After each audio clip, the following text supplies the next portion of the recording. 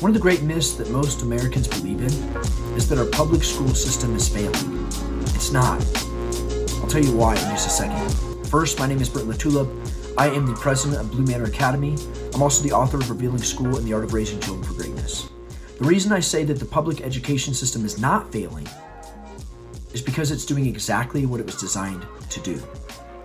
Raise up cheap labor for corporate America, while the elites are in different schools being raised to rule the world. Quite literally. You should be able to see this. The next time you are driving down the road, downtown, I just want you to look at the businesses. The fast food restaurants, the regular restaurants, the warehouses, department stores, the gas stations. Look at all those businesses. They need one chief and lots of Indians. One CEO and lots of just common day laborers. They need shelf stackers. They need paper pushers. They need order takers. Those are the common jobs. I'm not demeaning those. That's just the reality of it. They need a lot more basic jobs than they need high-level jobs.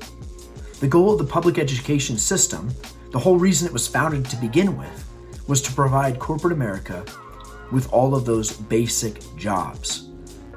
And that's why when I was going to school, and I'm sure you guys have heard it too, they always used to say, if you don't go on to college, you're going to work in one of these basic jobs. You're going to go work for McDonald's or something. Not that there's anything wrong with that, but that's not really what most of us want for our kids. It's certainly not what we want for ourselves. If you have to, you have to. But that's not our dream. But if you go through their education system, 13 years of education, that's all you're qualified for. That should tell you a lot. I realized how invaluable public education was pretty much as soon as I got out of high school, because I took a tiny break between high school and college, and I went to get a job. And I actually just applied at Sears, and I was looking really for anything. I would have worked anywhere. They ended up putting me in the tool department. But when I was applying for this job, I brought in my high school resume because I had a really high GPA. I was almost a straight A student. I think I graduated with like a 3.97.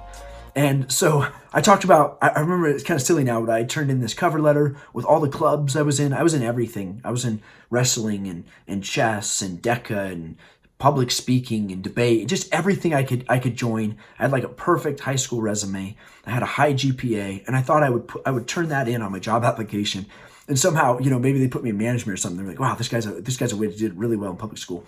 But they didn't actually care. Actually, it was really disappointing.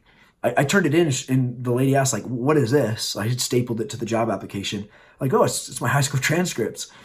And she just ripped it off. She's like, oh, we don't need that. They don't care. And that was kind of eye-opening. Like, wait, nobody actually cares about what I've learned. And they put me in a basic job. No matter how well I did in school, they put me in that basic job. It really is true. If your kids don't go on to college, the public school, it doesn't mean that they're only going to work a minimum wage job, but the education they've received is only setting them up for a minimum wage job. That's one of the big problems with public education. And the parents think that they're going to keep raising the bars, they're going to push it, but it's actually doing what it's meant to do.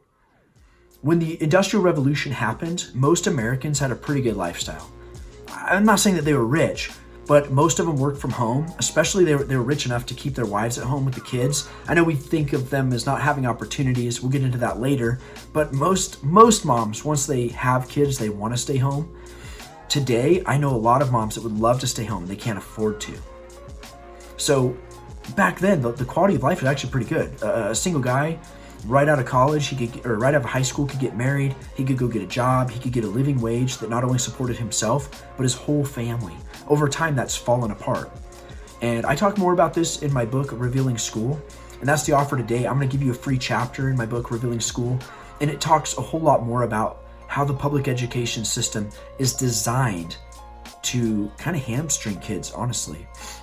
I know it seems crazy, but it's true. So you can read that chapter, and then you can get that book on Amazon if you want to read the rest of it. And then if you just keep following these videos, I'm going to tell you more and more and more about the public education system, how it's failing, and then how you can help your kids succeed in spite of their poor quality of the education that they're receiving. Anyway, you can follow us, and again, check out Revealing School. I'll talk to you later.